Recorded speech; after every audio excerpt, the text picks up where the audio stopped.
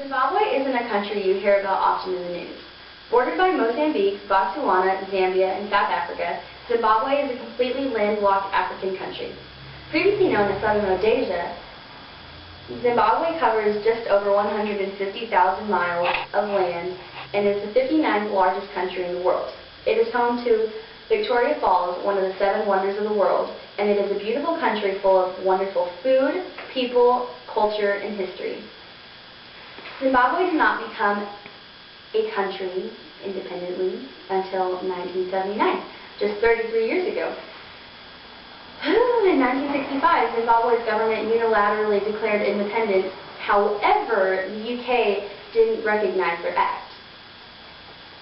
Robert Mugabe is the nation's first prime minister. He has been the only ruler since 1987. His chaotic land redistribution act began in 2000 and caused an exodus of white farmers. The land redistribution crippled the economy, leaving it barely standing.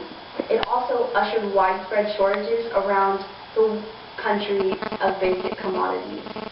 According to Bulawayo, an economist, in order to keep up his hard work, Mugabe rigged the 2002 presidential election to ensure his re-election. Despite the crippled downfall in the economy, the people of Zimbabwe still share the fun-loving traditions that they always have. One of the oldest traditions is the use of totem poles. Totem poles are symbols, usually animals, that are carved onto wooden poles to distinguish different families or clans. If 2 different families or clans have a common totem symbol, then somewhere down the line they have a common ancestor. Yet another old tradition is the use of mavira, a musical instrument that consists of a wooden board with staggered metal keys.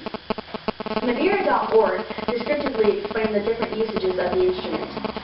The mavira is used to shoo away bad weather, such as dryness and droughts and rain and floods. It is also used as a musical instrument during ceremonies, such as weddings, death ceremonies, or the coming in of new chiefs. One common way that is used is to flog away evil spirits and to cure sicknesses. Along with the mavira and the different musical talents in Zimbabwe, food is also a very big part of the social life.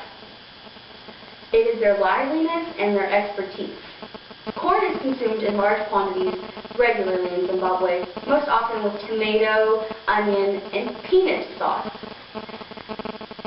Bread is also eaten very commonly, as it is in America. Eggs are also a very popular meal. According to the travel guide to Victoria Falls, for a long time, eggs represented infertility, so they were discouraged to be eaten. However, they are now eaten everywhere in the country regularly. Animals represented on the totem poles are not consumed very often, even to this day, out of respect. Eating out is not common in Zimbabwe. Mostly only tourists eat out on the regular. Food is very important at ceremonial occasions.